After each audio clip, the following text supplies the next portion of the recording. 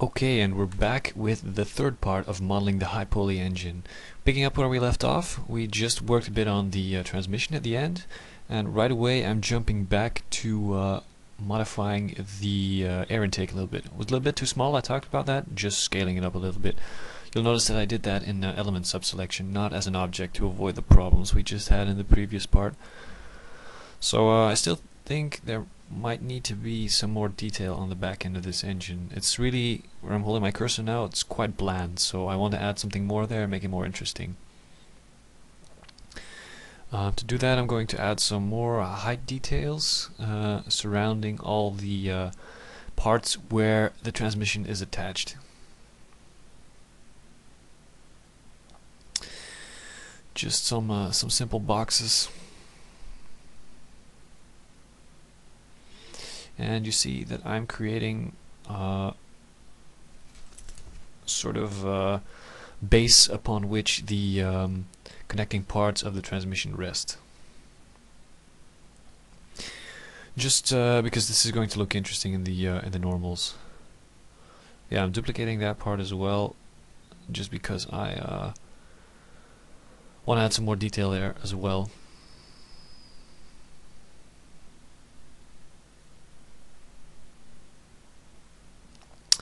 There we go.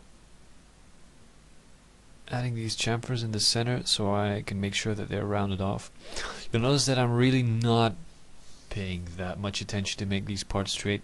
I could do that to make sure everything sits perfectly and tweak everything, but once again, if I do this once, I have to do it all the time, and a little bit of work multiplies into hours and hours more that I would spend on this, and in my opinion, this isn't worth it in the end result to spend all that time on.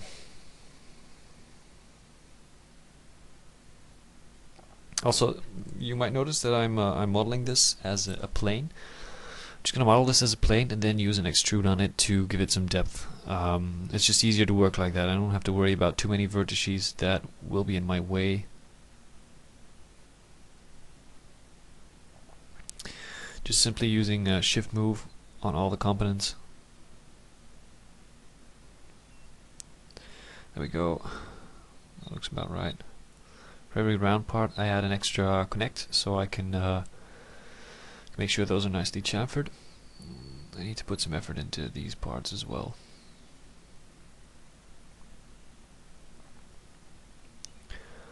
Right, so at the bottom, you might notice not everything is fitting there. I'm going to fix that soon. Alright, so I said I was going to do an extrude here. There we go. Need to fix the inside. Those also have to disappear.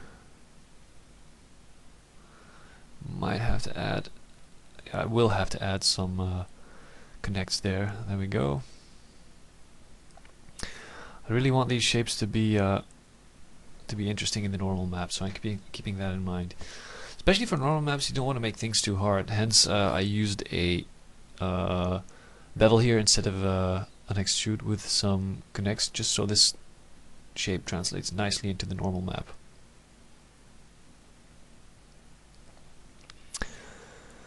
And these need to be aligned to the 0 axis. There we go. I'm using the scale tool. A little bit lazy. Maybe I should use the planar align tool, but it's more clicks. Okay, so there. Attach those, and as you can see, they don't really connect nicely at the top there, and some of the shapes need tweaking, especially that second one over there. By attaching it, I've made it a little bit harder to edit, which maybe I should have waited with, but then again, it's all about having the most optimal workflow to get things done fast. Here you have to be extra careful not to select any parts lying behind it. That's why I'm always using a big drag selection, holding down Alt to deselect any unwanted parts. So this is looking better. Might be a little bit too pointy, but then again, maybe not worth it to fix it.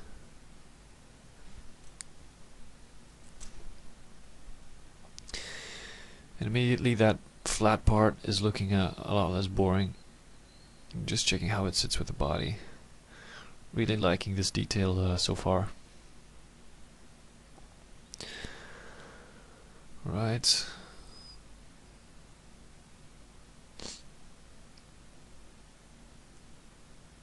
I'm just checking for more places where I might be able to add more interesting parts. Using my reference. Just looking for ideas here. These parts, I don't really like them. Don't think they're working, so I'm taking them off.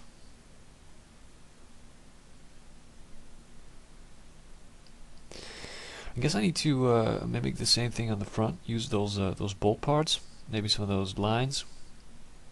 I'll see. Maybe add some asymmetry to it.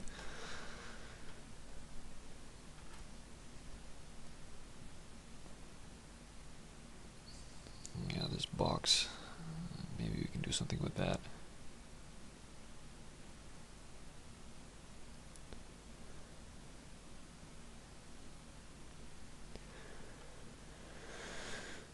Same deal, delete the inside. And then add the connect, so the shape smooths off nicely. And this part I'm going to duplicate and use over there as well. Just combining parts to make them look more interesting.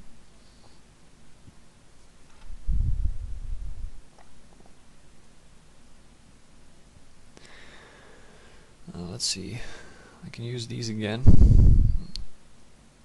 and as I said, put them on corners to prevent the intersection from showing up too much. Cap that part.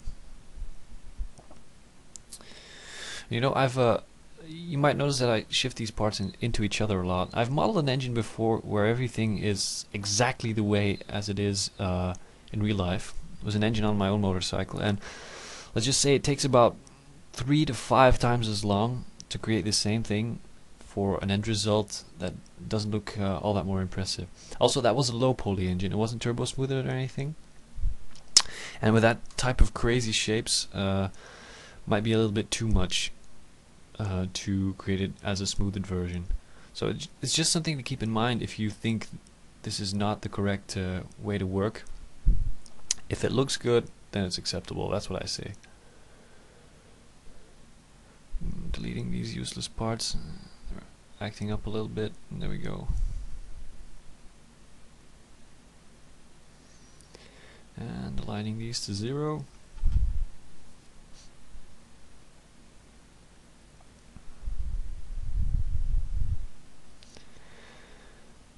A little bit of a problem there.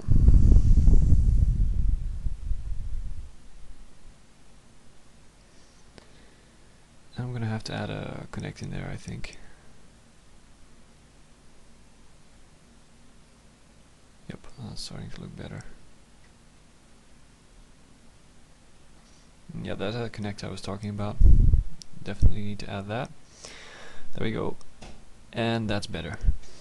I want to avoid this feeling of too many flat, undetailed surfaces on this engine, because engines aren't like that. There's always something to see. Like this one, cylinder heads are quite flat, but I don't like that. Sometimes reference isn't really the best you could use. I want to avoid the feeling of a flat, empty surface, also because it's going to be a lot harder to make that interesting in texture, so I'm going to let the normal map do a lot of work for me.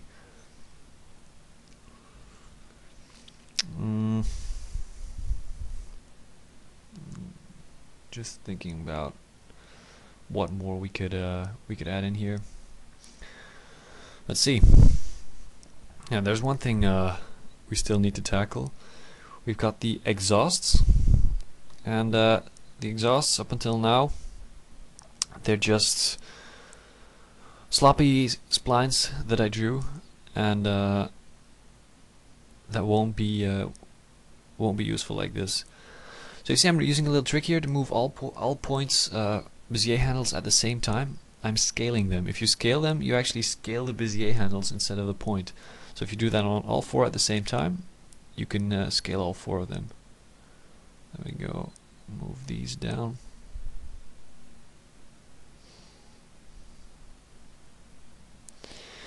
I want to get these splines as flush together as possible, and then after that I'm going to tackle attaching them.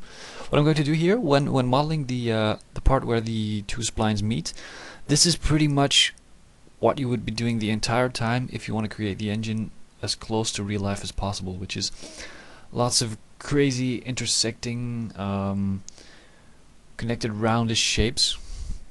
And here on the exhaust, I don't mind creating them, it's just once, but you'll probably see with the amount of work that goes into this that it's not a viable idea for every single part. Rounding off the ends of the exhaust, just because it looks better. There we go. So don't want the exhaust fumes to run along the body and ruin our paint job. Okay, adding some points in the center so I can control the shape more. There we go. Maybe that's a little bit too square. I want them a little bit rounder, but might be tricky. Like this. When you're working with splines, you still have every freedom to adjust this parametrical mesh as you want, so you have to make sure that you're as comfortable and as happy as possible with this result. Once you turn it into an editable poly, you can't go back and adjust this easily. Well, you can, but it's just going to be a mess. So I'm trying to get it down as good as possible. Thickness, turn it into an adaptive mesh. Just checking it out from a distance how it looks. Yeah, that's okay. I like how the shape of the exhaust gives you this feeling of a rib cage. Also, I'm taking this 4x2 exhaust pipe layout, which, as I've been told, isn't the best for performance. That might be true, and I can understand why, because if exhaust gases come together from each separate cylinder in the end in the exhaust, it's better for the back pressure and takes care of better performance. But it doesn't look as cool as this 4x2 system, so I'm just going with the 4x2. Also, I found a reference of hot rods that use a 4x2 exhaust system. You might see it on reference when I flick through it again. So I'm just sticking with this. So anyway, some more tweaks. Want them to sit down a little bit more, but that might not work. Just trying ideas here, seeing what works. Turning off the adaptive again. I turn on adaptive because it's easier to judge the general shape when they're smoothed perfectly. But now I'm going to take the smoothing down quite a notch. Why? The steps, I'm sorry. Why? Because if you want to start modeling with this, you don't want to end up with a mesh that is way too dense for you to still edit. The density I have here is perfectly fine. We can still use that for a high poly, and we can create our low poly meshes from that as well. So I've added an edit poly modifier on top. That means I can still adjust the shape slightly, but I can also do the adjustments in the editable poly.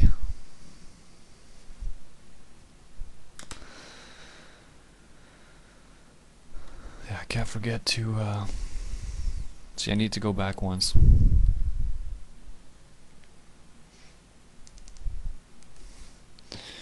Right, I'm just doing a small inset there at the small extrude to the inside on the one end to make it look like they're open exhaust pipes.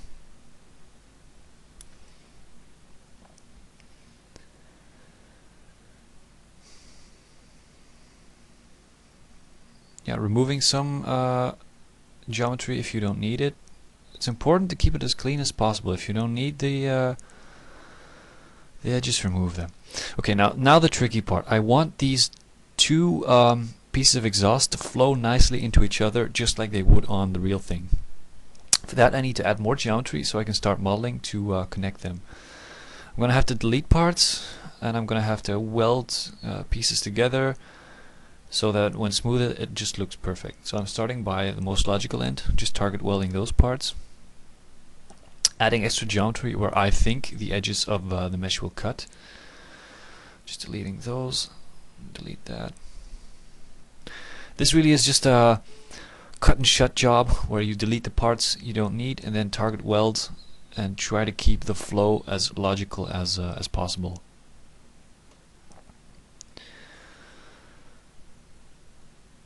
Also, I'm not going to have a pure quad wireframe here, but it's pretty much impossible to do it with this sort of model.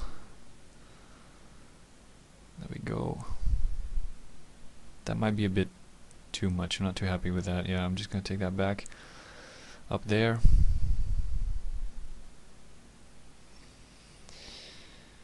Okay. Let's see. I'm probably going to have to add another edge in here. There we go. That's a little bit more clear to see. Target weld that there. I'm using the see-through mode just so I can see what I'm doing. Alright.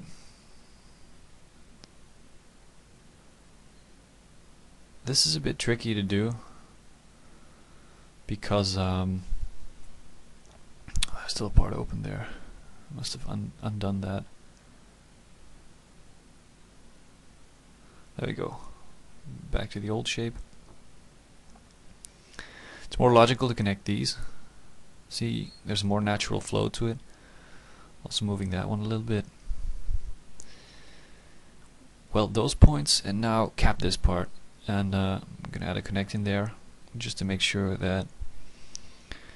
Okay, now here I'm going to do another connect. Why? Because I want the transition of the two exhausts to look sharp at the sharp corner there, but it has to look nicely rounded on the other part. So you have to space them apart gradually,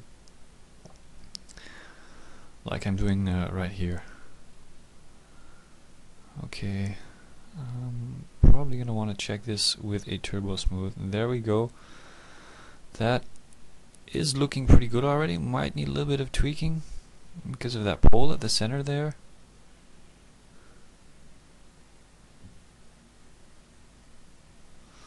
Yeah, these might need to be spaced apart a little bit more.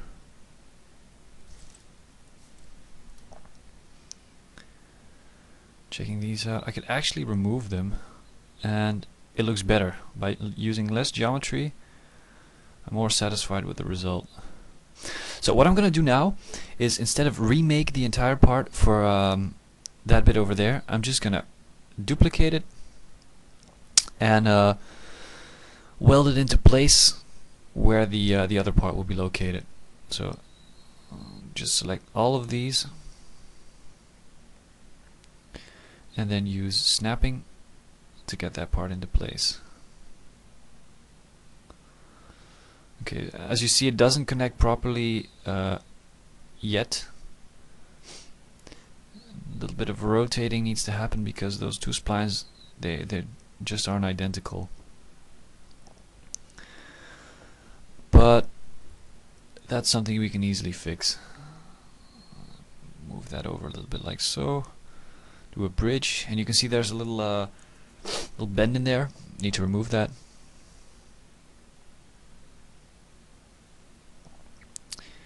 Voila.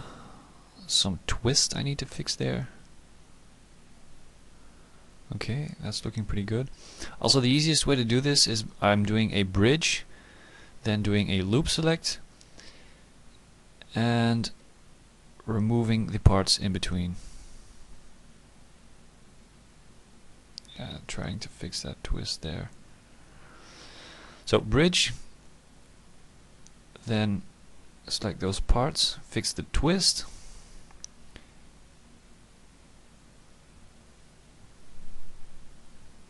yeah, that's starting to look about right.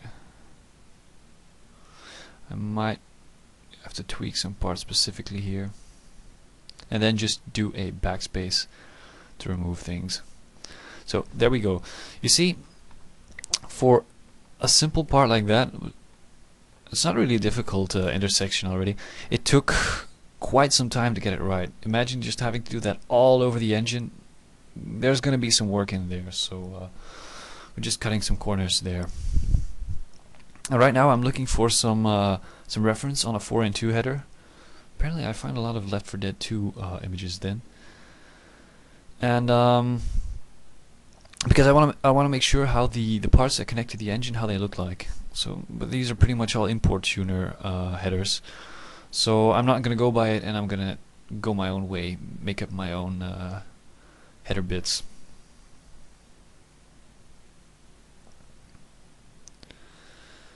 Cap these, and because I have a cap, it's a lot easier to do these type of operations. There we go.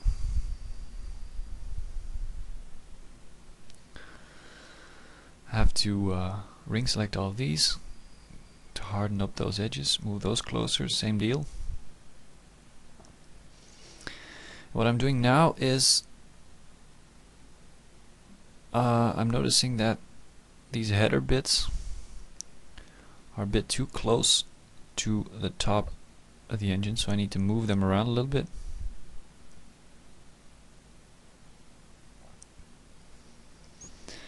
Because I also want to make these little flanges on the outside to which they will be bolted onto the engine. So I'm trying to get this into position there.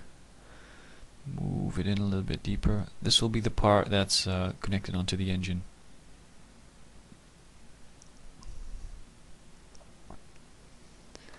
So why am I doing that? Because then I can judge more clearly how I have to rotate the there we go. So they actually connect with the engine at an angle. I'm using slice plane for that. Slice plane might seem a bit tricky to use at first, but all you have to do is select the polygons you want to slice, move the plane, hit slice, and there's a perfectly nice slice that would normally be quite tricky to model in there. So switching the music a bit. There we go. Sometimes I've heard these songs too much, so I switched to another one. Alright, I might need to scale this a little bit, since they seem to be a bit too big. Yeah, see, the scale's a little bit wrong. I have to fix that. Scale this one up. So you see there's a scale difference between the low poly and the high poly version, and you have to judge it in the high poly version. So it's more obvious how it's going to sit together eventually. Yeah, now I'm selecting these parts, extruding them, then using a scale on them to create those flanged parts. There. And because I want the shape to be correct, I'm using an inset like that. Yeah, that's looking about right. We need to add some bolts on there too.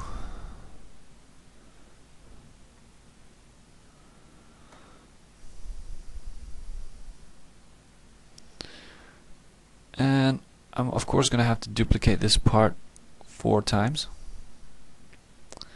for every exhaust header. Space these a little bit more so it looks correct. And there we go, now they sit on both sides. Still missing the bolts I was talking about.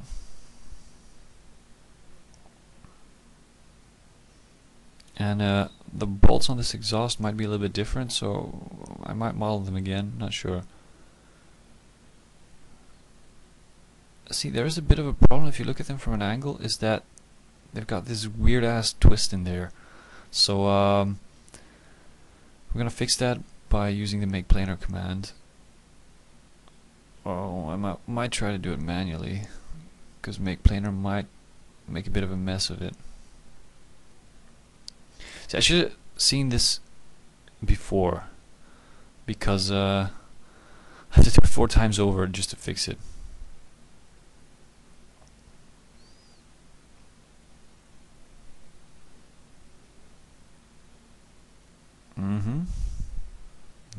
just judging from all angles.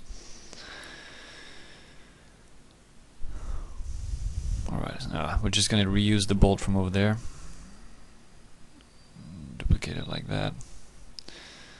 Then switch this view to better align them.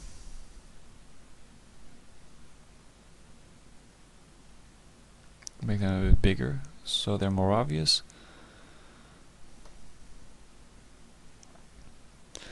And then move them over. As you see, local coordinate system isn't perfect. And that was just a matter of copying them 3 times again. There we go. I'd say the side of the engine looks nicely detailed now. I probably don't need to add anything else there. Happy with the way it looks. Looks realistic, looks believable.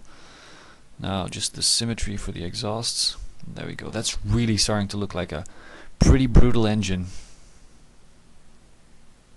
There's a few small things missing still. Mostly at the top, the valves for the blower, and that's probably what we're going to tackle next. So for that, I'm going to add a box in there. And this box is going to be a separate model in which I'm going to model the 3 holes. Why am I doing it like that? Well, it's just easier to model it in a separate part. If I would do it in the existing part, then I'd have more trouble. See, also I can make sure that I have the right number of segments to nicely create these rounded shapes. Yeah, now as always, I'm going to use a cylinder drawn on top of that, turn it to X-ray mode by hitting Alt X, and then just snapping those points onto the points of the cylinder, so I can make sure it's a perfect cylinder shape. Absolutely no doubt about that. So by using snapping, there we go. And they need to be bigger, but they need to be scaled like that. Yep, that's pretty good. Also, you'll notice I'm ignoring the left side. Well, of course we're going to use symmetry for this. No reason to perform double work. Well, first I need to do this extrude. You know why? Because if I don't do that, it's going to be more annoying to work with. Yep, and there we go.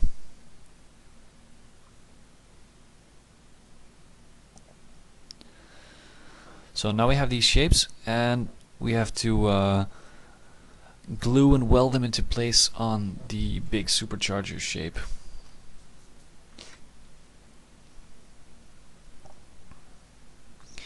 Problem is, the supercharger is not a symmetrical model, so we're going to have to add another cut and delete half of it.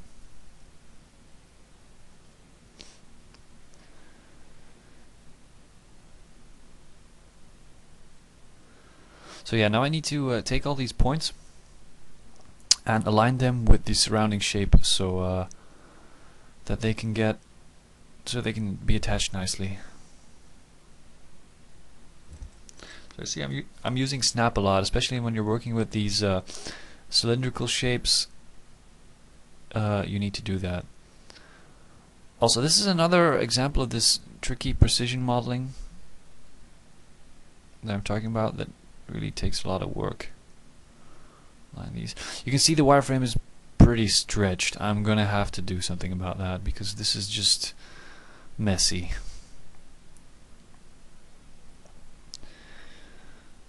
Let's see.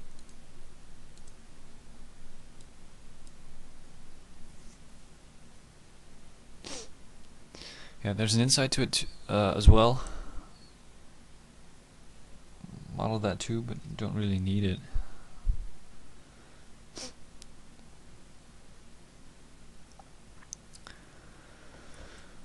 So anyway, we're gonna have to tidy up these this wireframe quite a bit. First I'm gonna delete that inside because really you're not gonna see that. Move that one out like that, which is a lot cleaner as a wireframe. There we go. That's better as well.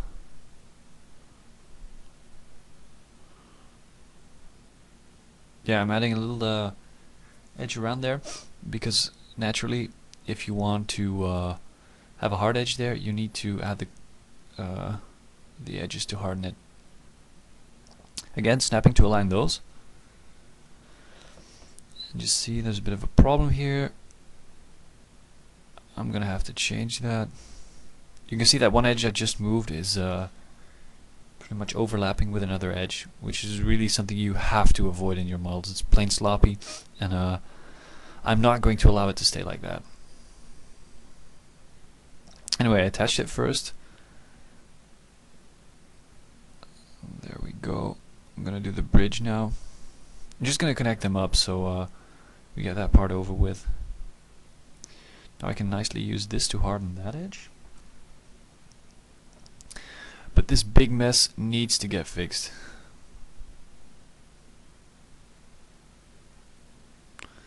Yeah, there we go. That looks alright, but as you can see, there's some pinching and uneven edges in there, so we need a fix. First, anyway, I'm doing the necessary stuff first before I get to the fixing. These edges have to be there anyway, and important is they're not going to interfere with the work that I'm going to do afterwards. I wouldn't add any extra small edges if they'd be in the way of my my fixing work later on.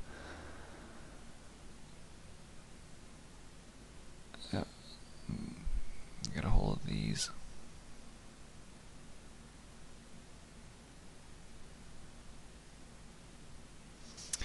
And I'm probably going to be scaling these.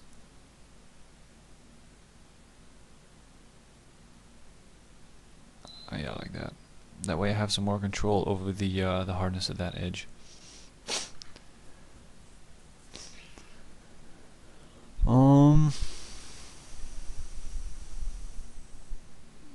Yeah, it looks a bit better already. Nice and sharp now. Still, the wireframe's a bit sloppy. I'm just really gonna have to fix that.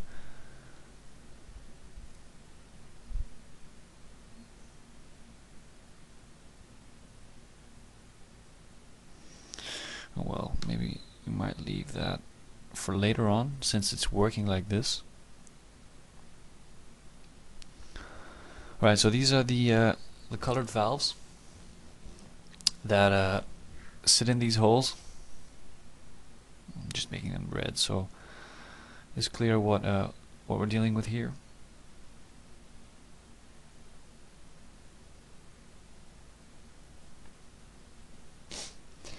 Adding my supporting edges so the sides are hardened out.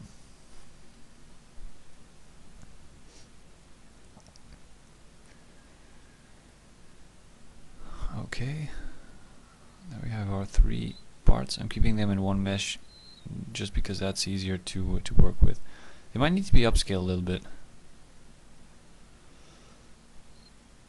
So anyway, what this is that's the rod in the center over which these parts will be rotating when the airflow is modified by increasing the throttle. So if the throttle is increased, it'll make sure there will be a bigger flow of fuel into the carburetors, but it will also, via a mechanical system, open the valves of the blower on the top more, so there is more air. Because if you have more fuel, you need more air to make sure your mixture stays correct. Some bolts to connect these. Small detail that can make a difference. Yeah, align them nicely.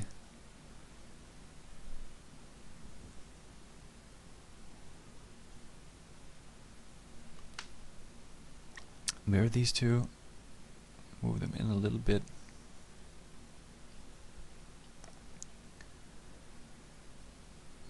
Give that cylinder a few more sides.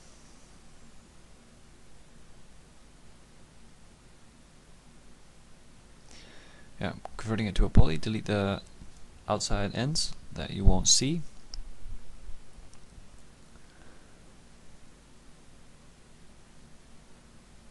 And then attach those two parts and just move them into place over the other two blower valves.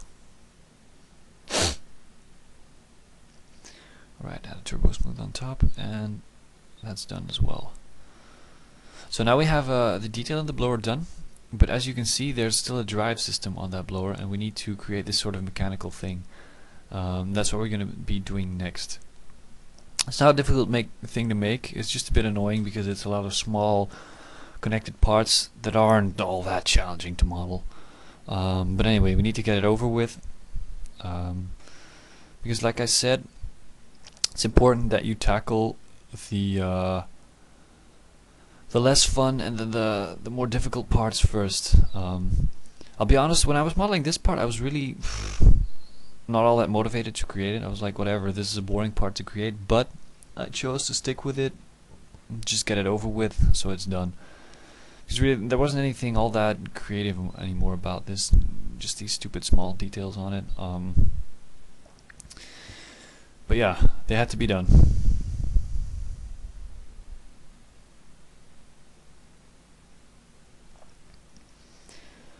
So here's where the mechanical system connects with the valve axis. Yeah, move that inside so you can't see it. So there will be a lever system attached to that axle, and when the throttle cable is pulled, so if you press the pedal, the cable is pulled through another lever. This cable pulls another system of levers, and through some interconnected levers the axle of the blower valves is also rotated. It's not a difficult system. Also, one of the reasons I'm don't really like to model this is because I know this is going to be a bit shitty to bake the normal maps on.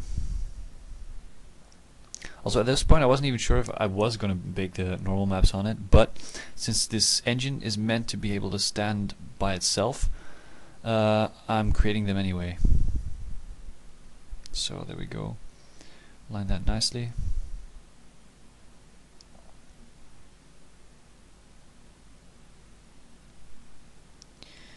This one's longer than the other one. And now we need to add the parts down there. I'm mostly basing myself on this one. I think it looks it's interesting to see how it works. This one's also pretty good. I think this one might be even better. You see, that's what I'm trying to create. But look, it's just some stupid boxes and bolts, so not all that challenging and impressive to do. Anyway, need to get it over with.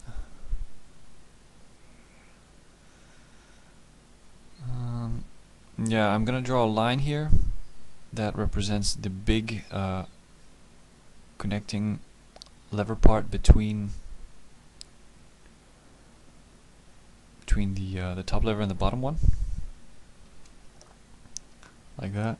That is an interesting shape, though. This one is the reason I'm adding it, because you have this big diagonal line that breaks with the other lines of the engine, and it's asymmetrical. It's interesting to look at. This one is the biggest reason I'm creating this thing. I like the look of that, but the parts at the bottom are just a bit annoying. So yeah, that one looks about right. I'm just thinking about how I'm gonna do those parts down there. Probably just some boxes. See, it's a bit of an intricate system. Lots of connecting parts.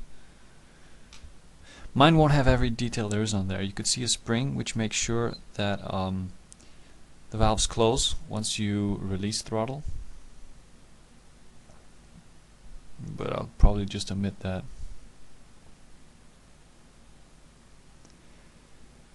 And there we go.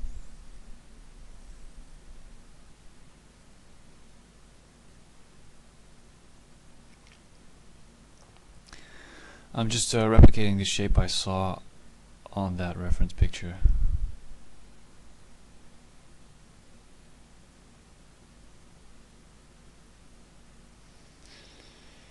it simple.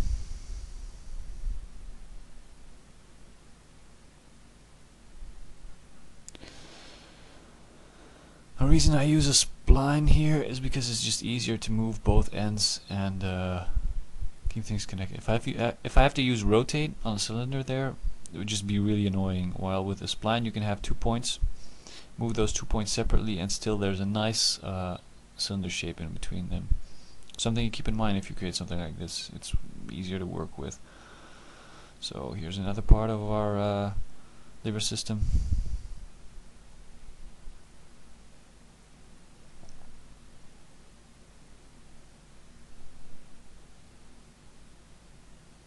Also, I'm thinking now, is it lever or lever? Somebody leave me a comment what the correct pronunciation is. Okay, so I'm attaching these together because I'm happy with that. I still have to take the roughness off the edges where the parts connect and meet.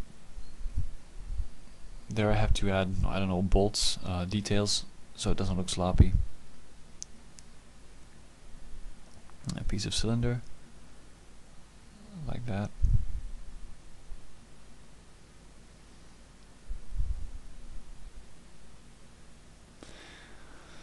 Simple modeling, just make sure it smooths correctly. Yeah, that one needs to be a little bit longer. And all we do now is attach that together. Also, this part I want to make it a little bit more interesting. It's also like that in real life because the distance between this top part and the bottom part, it's adjustable, because you might want the valves to be open a little bit more longer. I mean, you want to tweak the bias between the parts. So that's why this isn't a solid rod. It's a rod that you can adjust in length.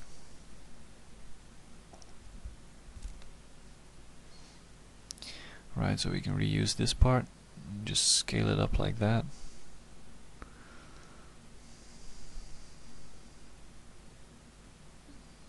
Yeah, move that one in there. We're not going to bother too much with it. Duplicate that down. The actual part driving the system will be connected at that bottom rod part. But I'm not even sure if I'm going to create that. I might just leave it like this.